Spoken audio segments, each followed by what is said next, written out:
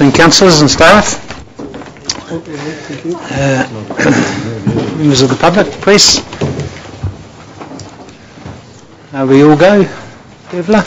All go? And welcome to members of the public on by video link. Councillor Truman, could I ask you to avail yourself of karakia, please? E te atua kaharawa kia tatamai koe kia mātau I tēnei rā. Manaki te a mātau mahi katoa, I runga I tingoa, o te matua, o te tama, o te wairua tapu, ake, ame. Thank you, Councillor Truman. Thank you very much. Okay, so welcome to the Taupo District Council meeting. February already, just about the end of February.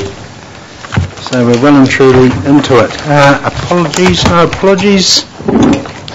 Just if we could just make sure everyone's got their speakers on, please. Try and speak as clearly and as loudly as possible. Be much appreciated for our audience out there. We'll go to item number 1. It's confirmation of the ordinary meeting, 3rd of February.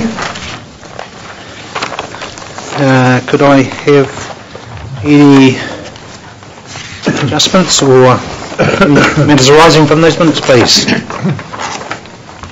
Councillor Jollins. Thank you, Your Worship. Just on page 3, 1/3, in regard to the adoption of the Treasury Management Policy, we are resolved to accept it as a draft at this stage, but the rationale outlined in the minutes is that it was pending the outcome of a recent review by PricewaterhouseCoopers. I just want to confirm that's the compliance audit as well as the new one that we are awaiting the results from in March. There are 2 reports, I understand. Just wanted that clarified.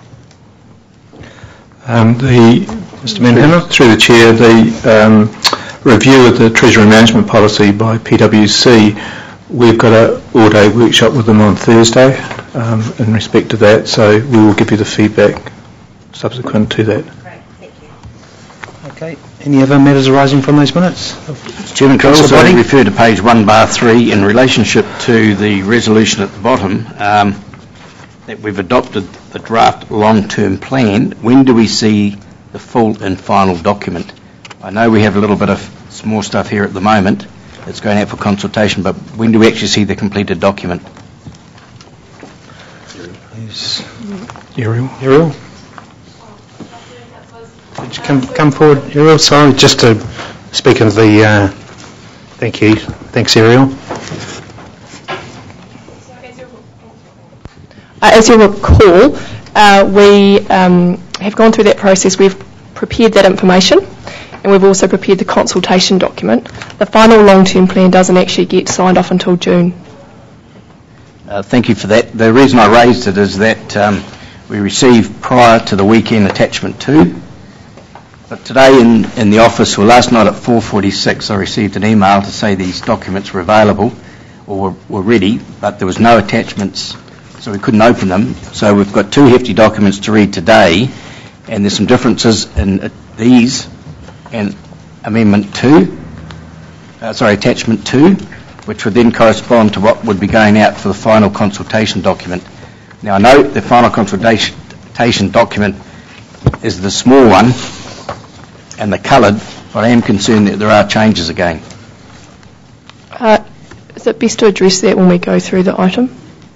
Yes, we would. Okay. Thank you, Ariel. Okay, could I have a mover for those minutes, please? Thanks, Councillor Park. Seconded by Councillor Cousins. Thank you very much. All those in favour, please say aye. Aye. Those against? Carried. Item number 2, confirmation of the minutes of the Taupo Airport Authority Committee and Turangi-Tongariro Community Board. Any adjustments or typos or any matters arising? Thank you, Councillor Krastowski. Just a matter arising under 2/5, under the recommendation number 1. We're talking. It's been talked about formulated Turangi Reserve Management Plan, but throughout the text you're talking about Management Reserves Plan. So are we referring to several reserves or just one? Through the Chair, it's several reserves, so it's all of the reserves in Turangi under one reserve management plan. Okay, I see. Thank you. Councillor Cousins. Through the Chair, just on page 2/7 under the Turangi Community Board minutes. Two things, I'm not too sure if this is the right place, just the matters arising from, if I could ask, is it John or Gareth, in regards to the update on rocks in the islands in Motupa? Is there an update at all or not? I don't believe so at this stage. We'll look at bringing something back to the next board meeting. Yep. And secondly, just in the bottom it says, under members' reports, it says, it's my bad handwriting for Tina, sorry. It says, the last sentence of the page is, Go Tongariro meeting, disillusioned about business speaker conference. It should read, discussion around business speaker conference. Can we have a workshop on writing, please? Thank you. It's 2/1, Taupo Airport. Can someone from the airport tell me what an airport tug is? Through the Chair, it's a vehicle that will pull aircraft from one spot to another. Oh, okay. Yeah, that doesn't do with water. No, it's nothing to do with water. Just checking. Chairman, just on the Airport Authority Committee meeting, 2/1, General Manager's report, passenger numbers were holding their own with load factor of 70%. Currently in the process of breaking down the load factor between Wellington and Auckland. Has that been done in view of our confidential agenda this afternoon? Yes. Thank you. Okay. Any other matters arising from those minutes? Could I just, Mr Chairman, Mrs. Jakes?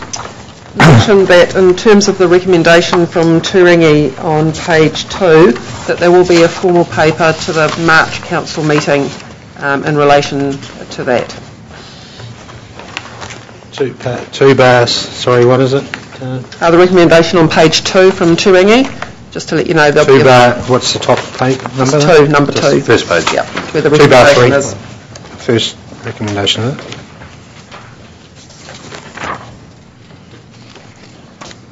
That one there, is it? This one here, Mr. Chairman, on page 2. On page 2, sorry. Okay, cool. All right, thanks, Mr. Jakes. Any other matters arising from those minutes? Okay. Have a mover for those minutes, please. Thank you, Councillor Williamson, seconded by Councillor Stewart. All those in favour, please say aye. Aye. Those against? Carried. Item number 3, adoption of draft development contributions policy 2015 for consultation. I'd move, Mr Chairman. Okay. We had a mover. Jane, we've got Jane in the... She's, yeah, I just wanted to note one thing, yes. And that is, after talking with John Waddy, that pages 24 and 25, the page numbers at the bottom of the pages have dropped off, and we'll be adding those back in. Okay. Thank you, Jane. Do you have a question? You wish I knew that was going to happen, it's the reason I moved it. Yeah. Other councillors would like to say anything, or could I call for a seconder, please? Seconded by Councillor Jollins, thank you. All those in... Yes? Just as far as the recommendation is concerned, it is part of the long-term plan. It's not a consultation process on its own, correct? Officially it kind of is, but it formulates as part of the LTP, but the development contributions policy is dealt with by itself, but in conjunction with the LTP. Alongside of. So, okay, now I have a question about that, because right at the very start of the process of the long-term plan, I asked the question whether there will be any policies or documents that will be alongside of the long-term plan, and we were told that there wasn't, that there would be only one document. So what we're saying now is we're going through the same process as we did with the annual plan, where there were several different items, different documents, if you like, outside of the annual plan, and we now have different documents outside of the long-term plan. I'm sorry, I'm not quite sure. Ariel can answer that probably. Thanks, Ariel.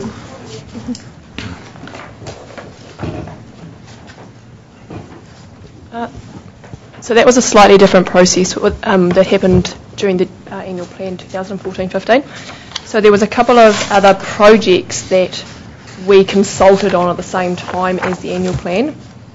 The difference with these policies that we are about to adopt for consultation is that they have to be adopted now because they form the whole picture in terms of council's policies, in terms of how we put together the long-term plan and the information that goes as part of that. So it's those ones for the annual plan were projects, so things like the what was it called? The concession stand by the water treatment plant, the sign by the events by the Great Lakes Centre, versus now development contributions, revenue and financing policy, and the rates, remissions and postponement policies. So we can't have one without the other, though? No, we have to do them all now. But we will deliberate on these first three before we deliberate and decide on what goes on the final long-term plan. Separately from the long-term plan? Yeah. It makes a part of that pie. So if you had previously decided not to adopt, well, you had to adopt either a development contributions policy or a financial contributions policy, you could have chosen not to collect some actual DC charges. However, that's part of the pie for the long-term plan. So if you'd chosen not to take the actual charges, then that would have affected your long-term plan and how much rates you wanted to collect. Okay. Been moved by Councillor Boddy, seconded by Councillor Jollins. All those in favour, please say aye. Aye. Against? Carried. Item number 4, draft revenue and financing policy for consultation.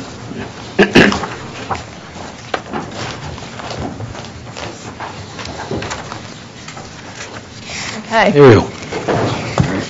You'll recall that we've had workshops on this policy, and it's also one of the slight changes this time around, as well as with the consultation document. In the past, the revenue and financing policy would have been consulted on as part of a draft long-term plan. Now we consult on a consultation document, and we also have to consult on a revenue and financing policy. So that's what the purpose of this paper is, to allow us to do. Thanks, Ariel. Any questions of Ariel? Councillor Jollins. Thank you, Worship. Just through the chair, on page 4/5, we talk about the uniform annual general charges. Now, I completely understand what these are about, but with each of the different ways that we rate, whether it's a general rate, differentials or targeted rates, we have an explanation for why we've chosen that rating methodology, and I'm not sure that that's clear in the UAG description, because for the general rate, we talk about why we use the general rate on certain things, but under the UAG, we don't say what the rationale is, we just say what it's been allocated to. I just think it could promote some discussion. I think we need to be clear. So I just ask thoughts on that. Any other councillors got any comments on that? Mr. Menhill? Oh, Neil? No, I can probably... Sorry. Sorry Thanks, for Neil. a little bit of lateness there. I think I caught most of the gist of that.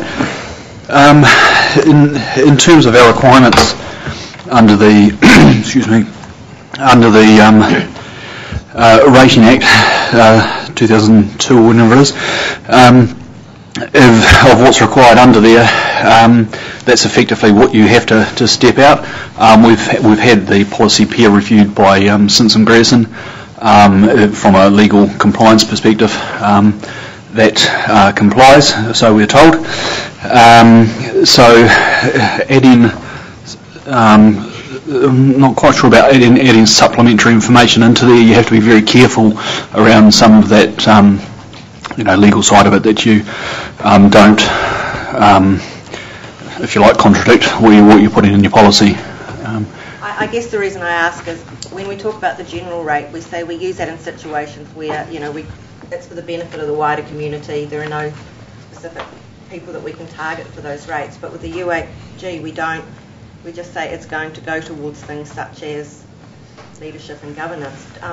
That's the requirement of the Act in terms of the, through your, obviously through your RNF policy, you have to specify how you're funding certain activities. So that is the requirement, that you must state how you're doing that. The philosophy that sits behind that is not something that you'd normally put in a policy per se. That's the discussions that you have through the workshops and setting that policy. All right, no, that's fine. I just wanted some clarification, because that's more of a grey area general rate. Okay, thanks, Councillor Jollins. Councillor Body. Your Worship, could I just follow up on that? Would it be correct to say that there are other areas that we do not rate for under the UAG? We've got a 250 uniform annual general charge. Is it not a fact that there are other areas that we could use that UAG instead of the targeted rate? Okay. Oh, sorry. Yeah.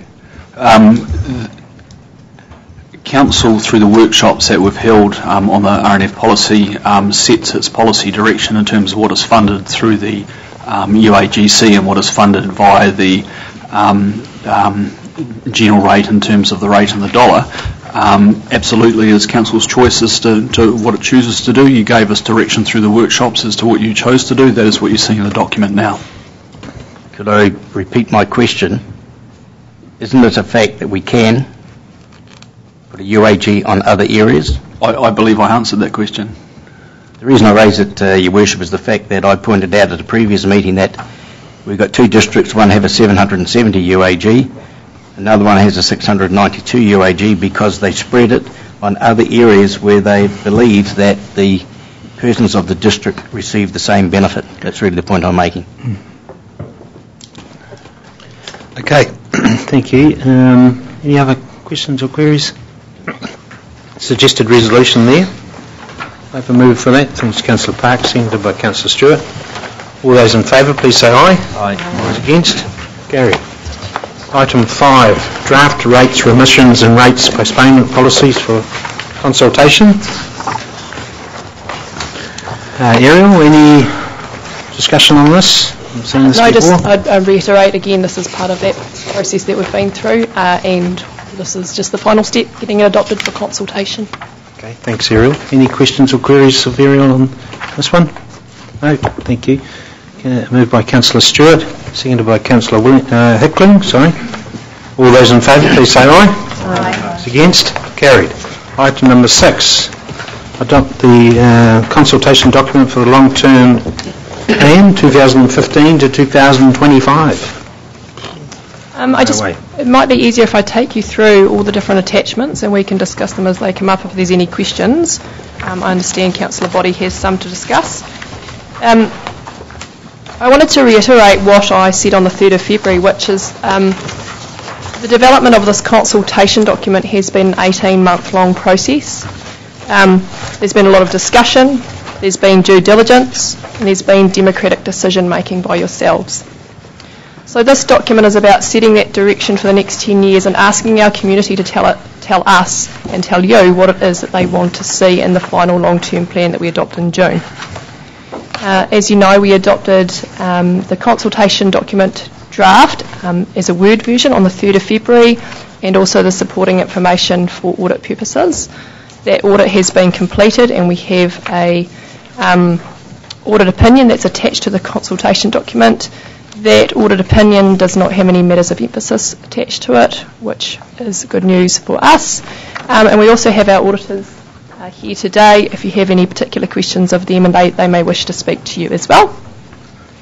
So the attachments that form part of this agenda item are the final designed version of the consultation document, which is this one here. I also sent you a Word version of that with the track changes made in it to reflect the changes that we made throughout the audit process, to make it clear what had changed between the Word version that you had received on the 3rd of February and the final design version that you have in front of you now. We also, and I do apologise for the lateness of this one coming through last night, we just had to make sure that we had it correct. In the draft long-term plan that we adopted on the 3rd of February, excuse me, what I wanted to make sure was that the current supporting information that goes on the website to support the consultation document was reflective of what the consultation document said. So the changes that are in those two attachments as part of attachment 3 are those, and we also have some other discussion in the infrastructure strategy that was as a consequence of the audit process.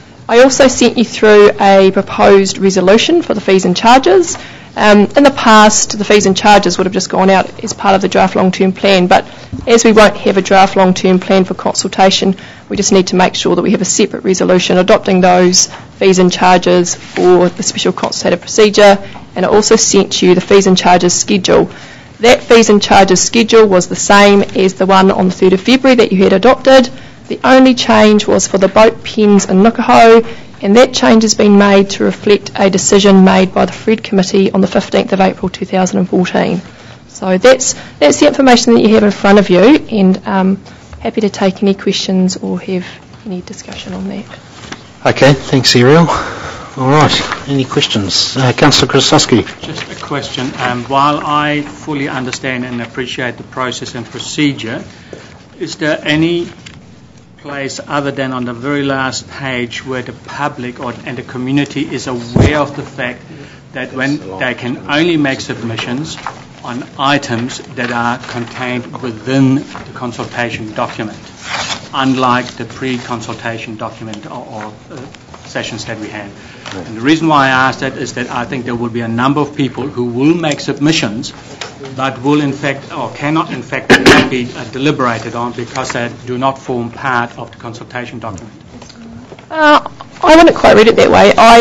My understanding has always been is that in terms of a engagement process and consulting with our community, we put what we think as a council out for discussion. If somebody brings something else in through the submissions process that they would like council to consider to be incorporated into the final long-term plan, then council can deliberate on that. Yeah, that was my understanding.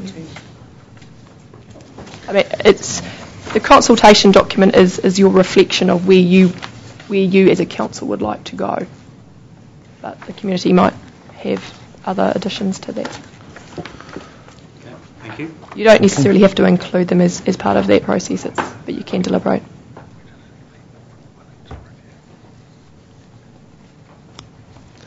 Okay, Councillor Boddy. Your Worship, clarification. Attachment 2 or Attachment 3, which is the paper that goes out for consultation? This is the paper that goes out for consultation. That's the one, okay. If we then look at both Attachment 2 and Attachment 3, it states on both front pages about the word affordable. And on both pages it says delete, and now has a different than reasonable. Is affordable going to stay through the rest of the document, or is it going to be changed as per the front pages of Attachments 2 and 3? Did I miss it somewhere, did I? Well, on the front page of your glossary you've used the word affordable, and it continues through some of the text in both documents. In Attachment 2 and Attachment 3? If you go to your front page of your glossary, unfortunately I didn't get mine as a book, it's actually keep rates and debt affordable. So should that word be there or not? Yes, it will be. And so that's why that's showing that on Attachment 2 and Attachment 3. Well, the way I read it, it says delete. So that's using the track changes option in Word, and what that does is it says we're going to put affordable in there and we're going to delete those words that were there. Yeah. Okay, I understand that. Unfortunately, some of my fellow colleagues also have no colour in their documents, and I think some of them may have had trouble reading it. Okay, thanks, Ariel. Any other commentary on that? Obviously, we'll. Your Worship. Yes. We've got the audit department here. Clarence, would you be prepared to comment on the standard of our material that's going out to the community for me, please?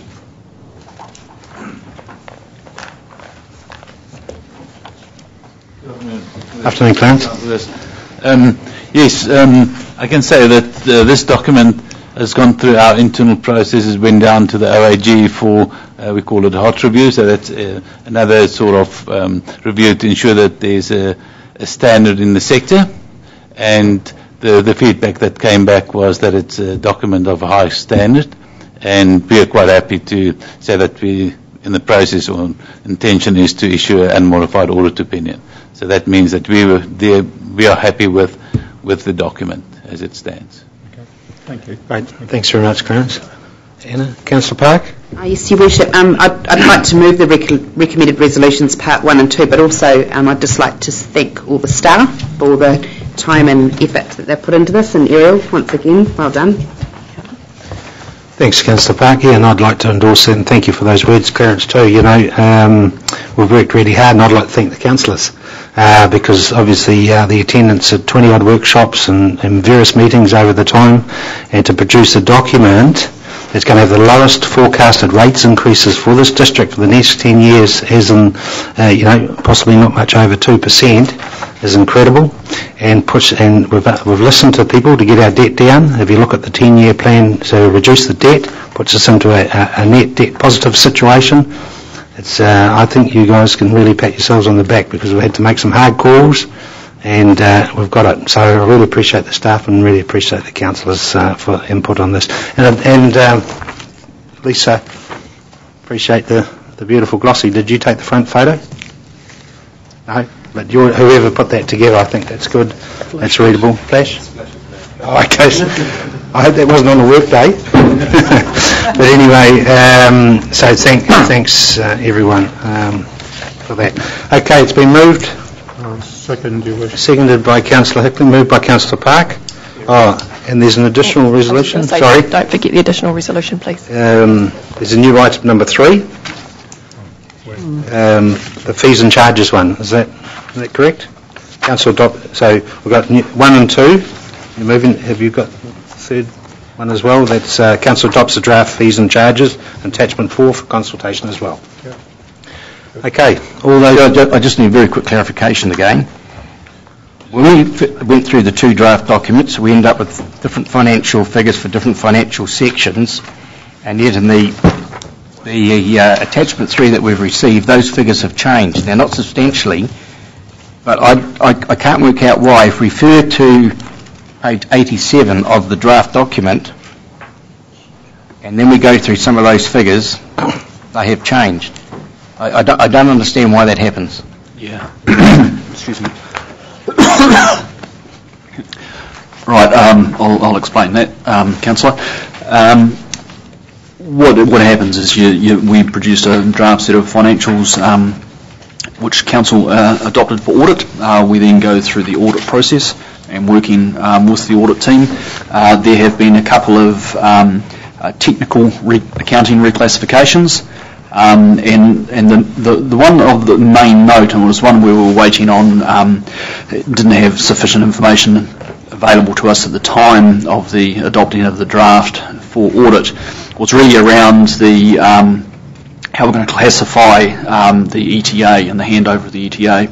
So the most significant movement in the financials from what you first saw is our assumption now is that the ETA handover will happen by the end of this financial year. Hence, we've had to make an opening balance sheet adjustment to reflect that handover. So we were waiting on that and just the technical treatment of it. So that has been the main change between the 2 financials. It's quite normal through an audit process that we have a bit of a debate at times with our colleagues about the best classifications of some of these things, and there's been some minor adjustments through that process.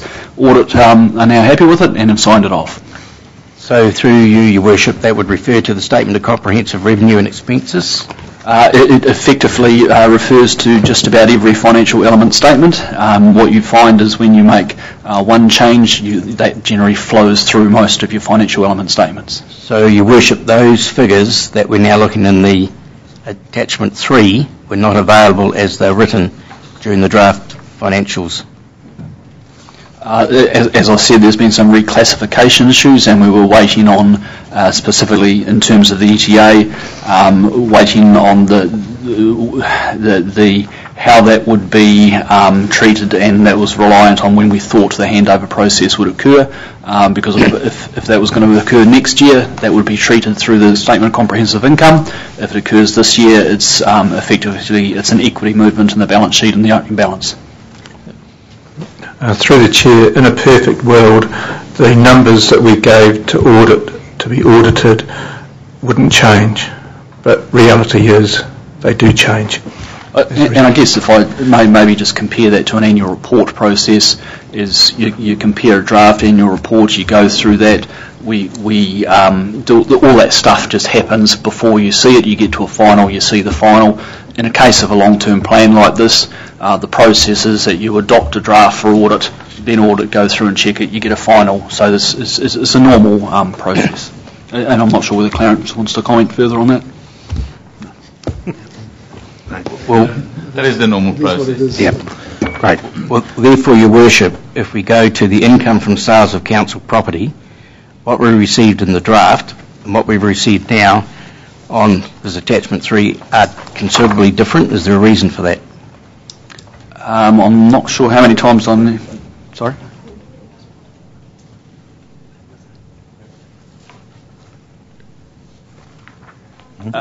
You just explained it, yeah, I think. Yeah, I'm not quite sure how many times I have to say the same thing here. Now, what we're talking about, Your Worship, is we were presented with a set of figures to say what the council's property asset sales would be during a particular period. They have substantially changed, and I don't know why Mr Ward can continue to say what he's saying, but I do not understand why they can change so substantially. And there is another one to do with New Zealand drinking water standards where there's a completely new section put in. So I'm just trying to make the point that what we received in the draft, what we received in a document that we've been given about 10 minutes to read, have substantially changed. Because of some late figures coming in? No, it's a change in the treatment in the respect of the property sales. It's been basically it's been a technical movement between areas of classification in the Statement of Comprehensive Revenue. Again, that's come about through the audit process, same as what I've just been saying. So effectively, I'd probably agree with Mr Ward to state that the interest rate on borrowing has changed from between about 6.5 now down to 6.15, and that's because of the market. The 6.15 to 6.18 was come through the testing process that audit does, and it's just that's the forecasting assumption. So that was just a minor change we made. Thank you. Right.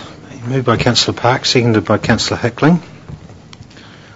All those in favour, please say aye. Aye. Against? Carried.